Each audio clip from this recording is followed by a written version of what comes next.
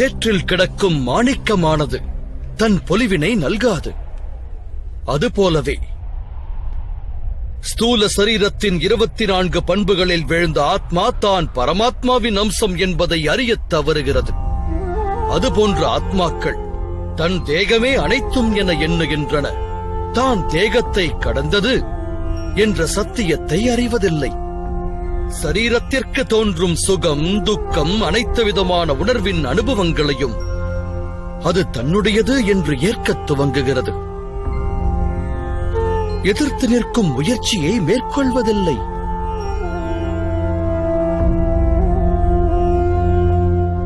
எதிர்த்து நிற்கும் முயற்சியை மேற்கொள்ளாத ஆத்மாக்கள் நிரந்தர அதர்மத்தை செய்கின்றன. அதை சுட்டிக் காட்டுவதற்கு தண்டனை என்பது அவசியமாகிறது.